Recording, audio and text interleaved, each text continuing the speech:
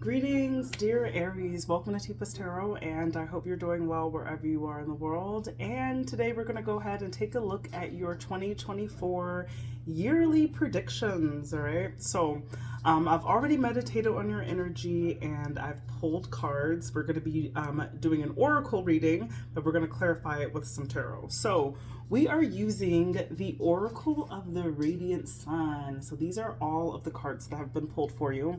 And so this particular collection really pulls out the energy like astrologically, right? So we're going to be looking at,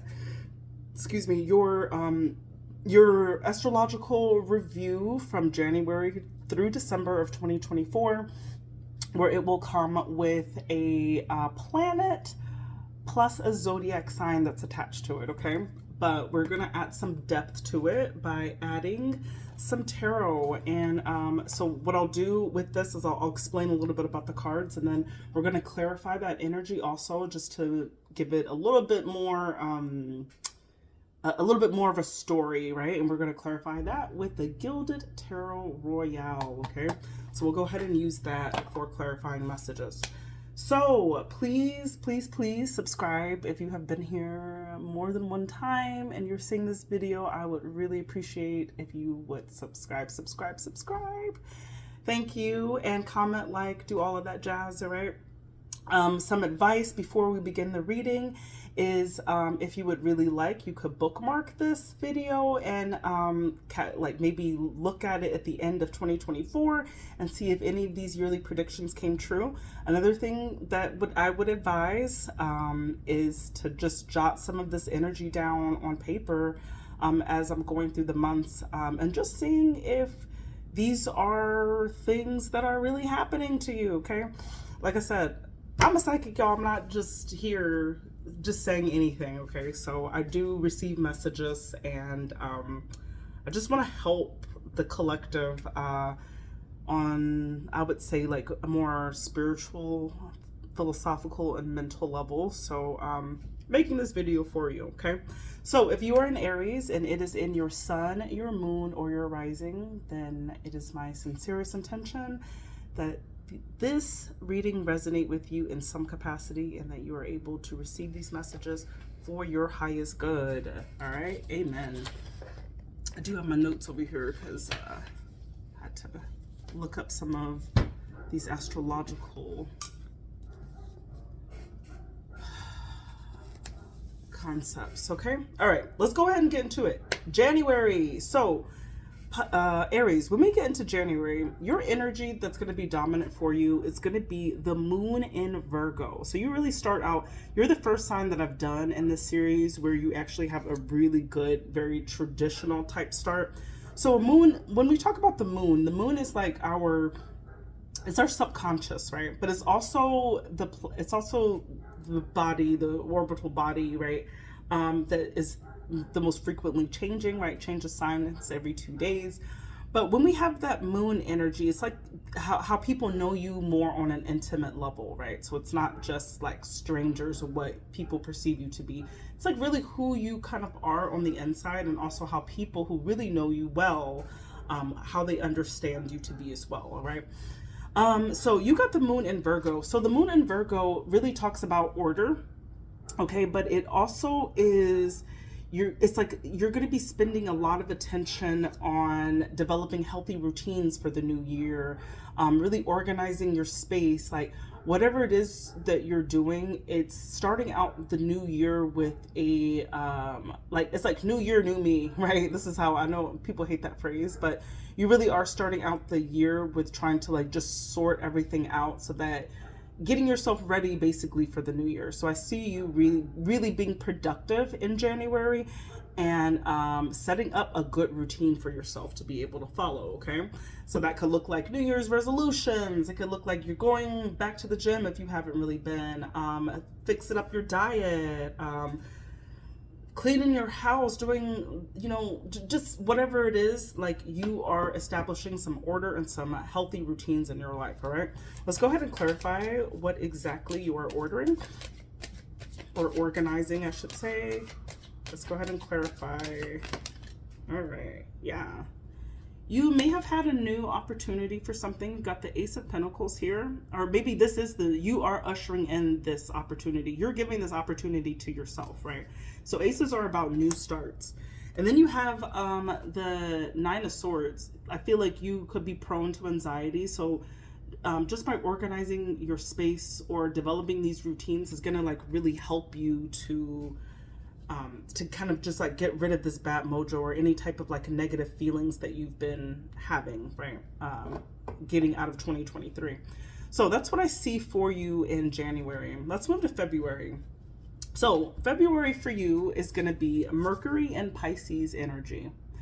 So Mercury is the planet of communication. It is the style in which we communicate. It's about messages too, the messages that we are receiving. So it's messages that we could be giving and messages that we are also receiving as well. So with Mercury and Pisces, right, the word for this one is inspiration. And I would go on and just say it's about kind of going within. And having like perhaps more sympathy for people. It's about being a little bit like your communication is not going to be very like outwardly. You could be kind of withdrawing from people around this time, right? And having a more active imaginary life, a very active dream life, okay? Then that could be inspiring you to do perhaps other things, right? Let's go ahead and clarify this inspiration. Okay. Two of Pentacles in the reverse position, okay? What could happen as a result of you being in this like kind of hazy dream state is like things you could have some type of propensity to have things get a little bit out of control in your life, right? Where there's balance starts to kind of get a little bit messy. You could be missing obligations or forgetting about some of those resolutions, right? Because you're paying so much attention to things that are going on in the inside, okay? And what else? Okay, yeah, a Nine of Wands. Okay. So Nine of Wands could indicate that you've been really toiling. So I don't know, this could be about work or maybe perhaps a relationship or something, but what I'm saying, especially because that Nine of Swords came out in January, that there's something that you're a little bit stressed about, okay? And I see in February, you kind of like withdraw, you kind of go in, and as a result of that, things in your life, I'm not going to say they spiral, but things just get a little imbalanced, right? There's some type of balancing act that you need to kind of get a hold of, right? But it's like that Nine of Wands can indicate like things are getting a little bit tough, and maybe as a result of that maybe that's the reason why you withdraw, okay?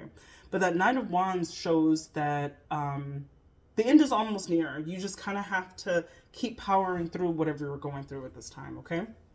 So that is going to be their main theme in February. Let's go ahead and go to March. By the time you get to March, you get Jupiter in Scorpio. So Jupiter is the planet, we call it the planet of luck, fortune. It can also indicate excess, like too much of something. But Jupiter is that big red planet. So its concept is big, right? It's magnified. If it's happy, it's like elated. If it's sad, it's depression, right? So when we magnify these things, and for here, the Scorpio, so Scorpio is known for having like a very tough emotional undercurrent, right? Scorpios don't know how to be indifferent about things, right? Scorpios either love it, hate it, right? Very few in between. But you kind of have, but Scorpio energy can also be master manipulators in some ways, right? Scorpio can know that Scorpio energy knows more about that person than they know about themselves in that sense, right? They're really able to sniff things out. So what I'm seeing here, there's one of two things that can happen. Well, we should also say, because it's in this Jupiterian energy, there could be luck surrounding manipulation. Okay, so I don't know if this is coming from you or if it's coming from another person. So being very careful to see what type of manipulative energy is going to be in your mix in March, okay? Let's see. Let's clarify that. So it could be manipulating people to get what you want, or someone trying to manipulate you to get what they want out of you, okay? So being careful of that. Let's clarify it, though. Ooh, ooh, ooh. Ooh, Queen of Swords. Okay, so Queen of Swords is like somebody who's got a good game, someone that can reason, logic, debate. That kind of goes along with that, right? So somebody who's got the gift of the gab, who kind of comes in and is able to sell your house from underneath you or something like that. You know what I mean? Okay. Oh, and the Lovers, but it came out in the reverse position. So this is definitely Aries look. I don't know. So if, for example, if this is a male Aries that listening to this, this would be perhaps a feminine energy coming into your life. That could be an air sign, right? Which would be a Gemini, Libra, and Aquarius. And they kind of come in and they manipulate you to kind of get what they want out of you, okay? But whatever it is, the partnership is not balanced, right? Because that Lovers came out in the reverse position. So there's something in there's a dynamic, a very unhealthy dynamic that you're experiencing in in March, where someone is getting manipulated. So Aries, that could be you. Like, I don't know, but that's the energy that I'm getting for the month of March. Moving on, let's go to April.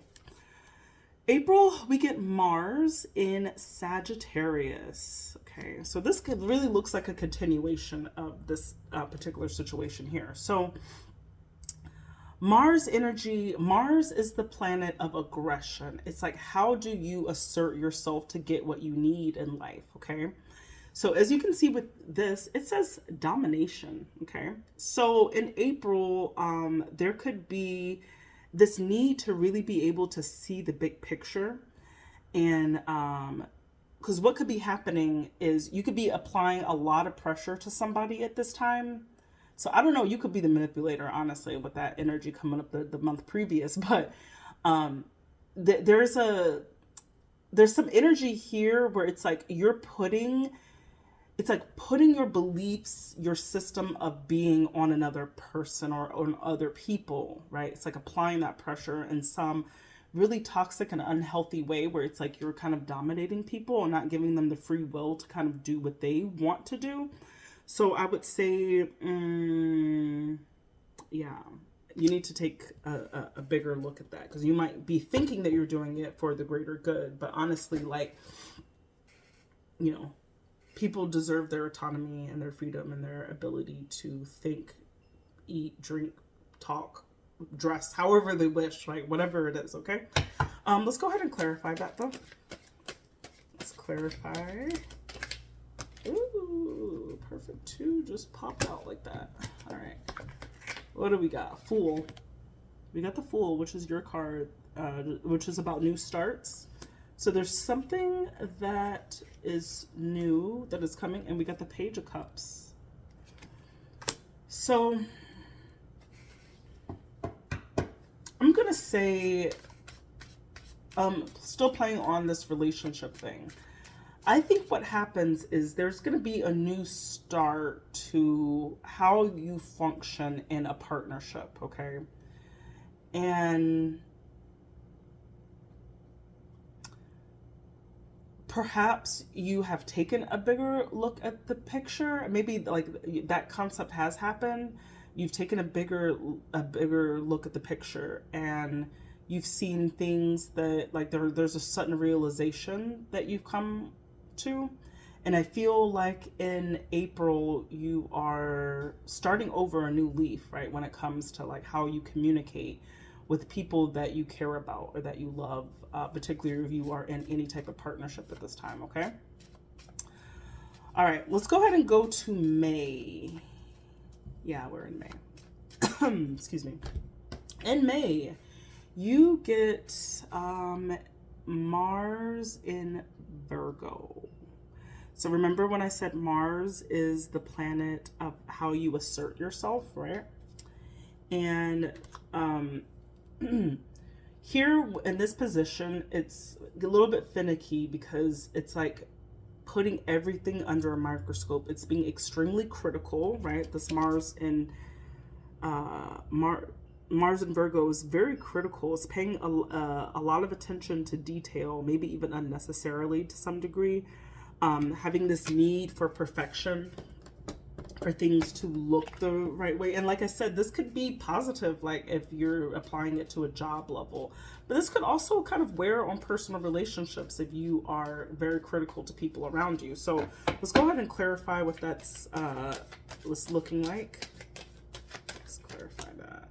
Oh, there's a tower. So something perhaps is brought down as a result of this overly critical. It comes to a head, right? I don't know. Could be a relationship here. Okay, it could be the end of that King of Cups.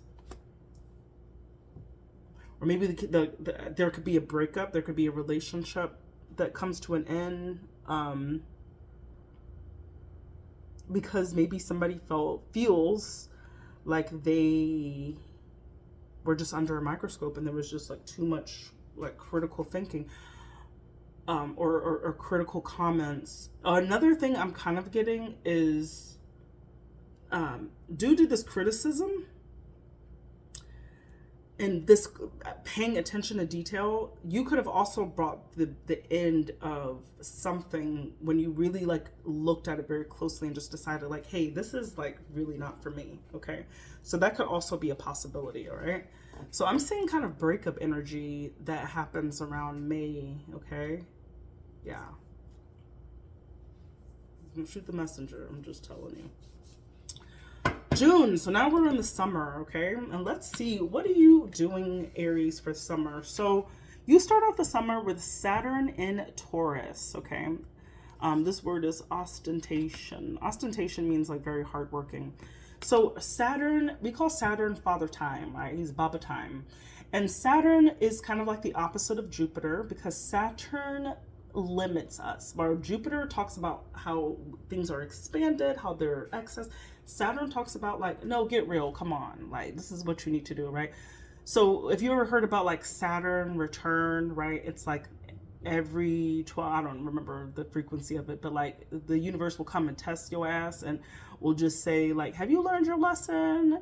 Okay, you need to clean up this. Okay, so there's something that you're doing in June that really tests your ambition in some way, right? Where it's going to kind of catapult you to work really hard to like obtain a level of financial security that you really desire. So I see you working really hard in June, stacking up your coins. Let's see, let's clarify that. Yeah. Definitely. Oh my God. Freaking love tarot, man. Oh my God. I get so excited. Because you got the Three of Pentacles, which is literally the job. This is the job card outside of the Eight of Pentacles. Because this is also just cooperation. This is apprenticeship. This is, you see how he holding them pentacles? He at work, right? He punching that clock. You doing what he got to do. And I see you're doing that. You're being very cooperative, right? So you're being very cooperative perhaps in the workspace because you see the big picture, right? You see the big picture. King of Wands is about like, the King of Wands doesn't like, yeah, the King of Wands wants to have a good time, can understand like the small, can have the joy in life, but the King of Wands understands the means to an end, understands that like what, you know, all of the hard work or whatever you're doing right now, there is an objective. And the objective is not to think about, okay, I feel good today. The objective is to think about, how am I going to feel next week? How am I going to feel a month from now? How am I going to feel a year from now? How am I going to feel in 50 years, right? So it's planning that time, right? And I see you working really hard on that in the month of June. So let's go ahead and shift to July. By the time you get to the July, you have got, oh man, you've got Saturn and Pisces, okay? And Saturn and Pisces indicates some kind of loss. You could be challenged by a loss of some kind, or you could be feeling very limited in some way. Let's go ahead and check that out. I don't like seeing that right after you working so hard and then you losing something. Like what happens here? And sometimes losses are inevitable, right? That, yep, I don't know, maybe a fight happens because you got that Five of Swords here. Some type of conflict, some type of mental battle, arguments that ensue where a loss takes place. And the Ace of Swords. Ace of Swords is definitely communication. I don't know, you could have a friend that leaves your life, you could lose a job, but there's something that verbally happens where that's going to be a pronounced loss in your life for the month of July. Okay. Well, let's go ahead and get to August. August, you are right in your element by the time August rolls around, because Aries, you've got Mars in Aries, and Mars is perfect in Aries. And as an Aries, sun, moon, or rising, like this is exactly what I would love to see for you. Okay, so you're in your element in August, and Mars is, like I said, how you assert yourself, how you're aggressive. And I see here, this could actually like be fight, like you could be fighting somebody here, because let me tell you, when this pops up, this talks about a competition. This talks about action being required. It could even mean physical confrontation, impulsiveness. You just might like need to punch somebody in the face. Like, I don't know, whatever it is. I'm not like condoning violence or whatever, but you're going to be tested in the month of August. You're in your element and you're ready to like grease up some elbows, take the earrings off, do whatever you need to do. Let's go ahead and clarify what happens in August. Who are you fighting, Aries? Who are you not ever fighting though? Aries, y'all stay beefing with somebody. So what's going on, Aries? Ooh, Chariot. Could be a Cancer that you beefing with. But Chariot indicates like a decisive action, a decisive direction to go. Okay. Maybe you forced your way into something. And the Ace of Wands. Ooh, ooh, ooh. You have a lot of aces that, like, almost all of them have come out so far. You got 3 out of 4 aces that have come out for you. So, let me just say it. I'm just say it. Like, I think you could also be like, okay.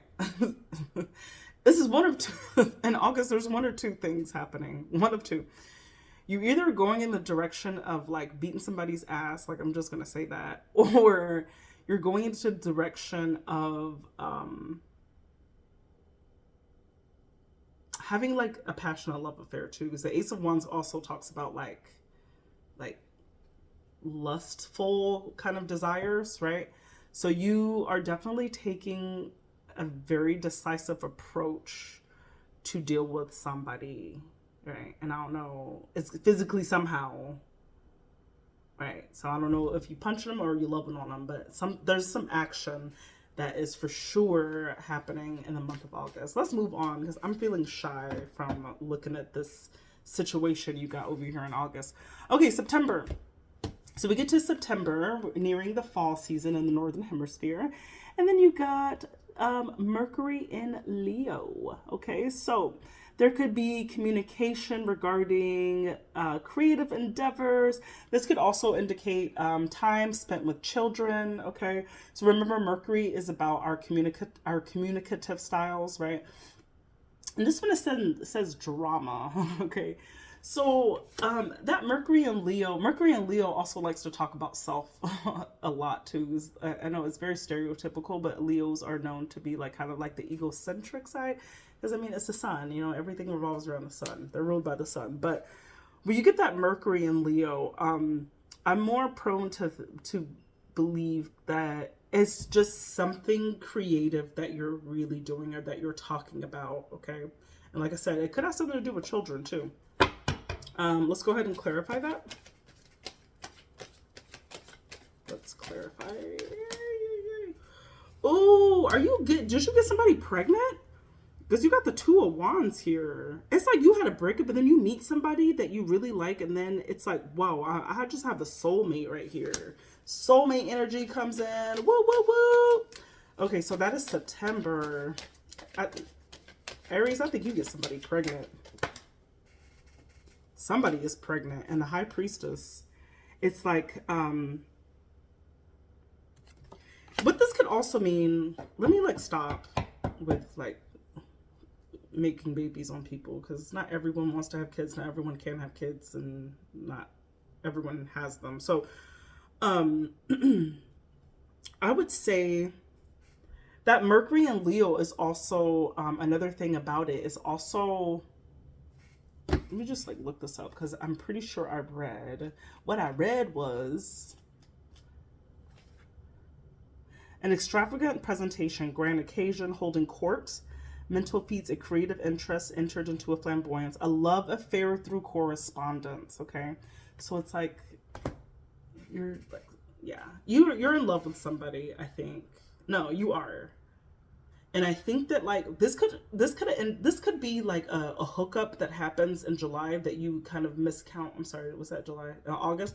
You could hook up with somebody in August that you kind of mislabel as just like, that was like very casual. And then by the time September rolls around, you start to kind of get the feels, and you're like, nah, I think, nah, like this is the one. This has got to be the one. And it's like, you're thinking about it. You're like, could it be? Like, it started out like so hot and heavy, and you just don't really trust it. But something about it, it's like, oh, like it's the one. It's the one.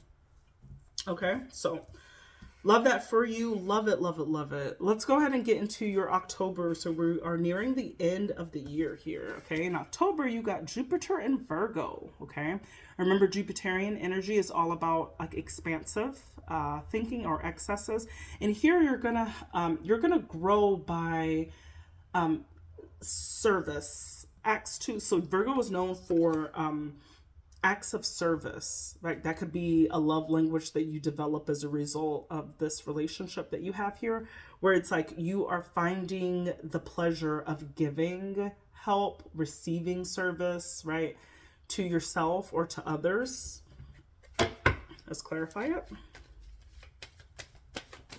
But that's going to be heavy. You're going to be heavy into really being patient with people, really serving people well, accepting help from people. Woo, woo.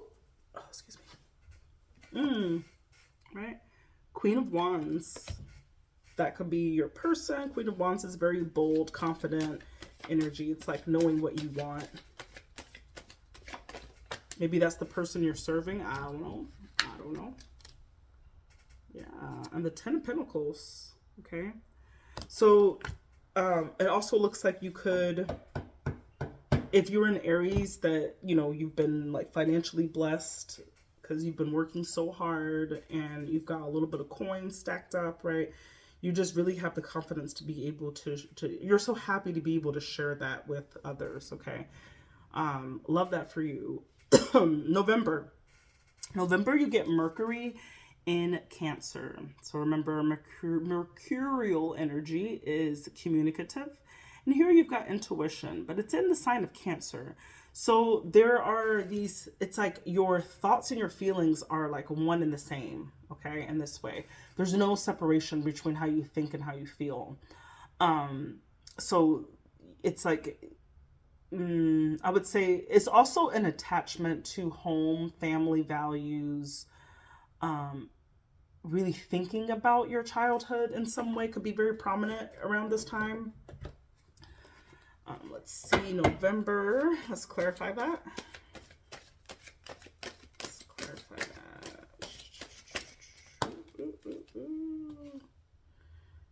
Yeah, you have the Strength. Okay, so this is being very confident. And the Four of Pentacles. It's like Four of Pentacles is a lot of people say it's like saving for a rainy day. It's being frugal. It's holding the cards very close to yourself, but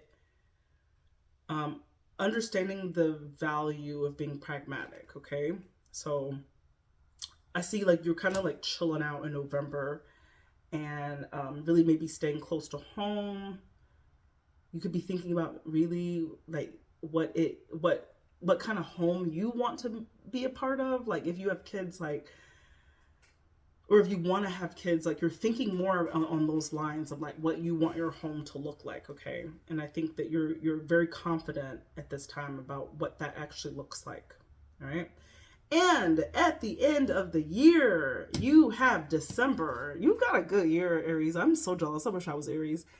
At the end of the year, you have Jupiter in Libra. Now, this is beautiful. So, Jupiter, once again, like I said, it's about expansiveness, right? And the Jupiter in Libra talks about important decision. As you see with the card, it says negotiation. So that Jupiter in Libra talks about that need. It's like having to make an important decision, but it's like other people are involved in this decision, and you've got to consider their needs too, so that everybody wins in some situation. Okay, let's just see what this is talking about. Let's clarify.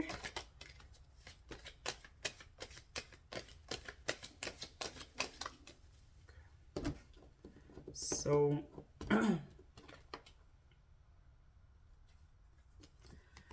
I look, you are making a decision to end being single, because we got the World card here, which talks about closing a chapter.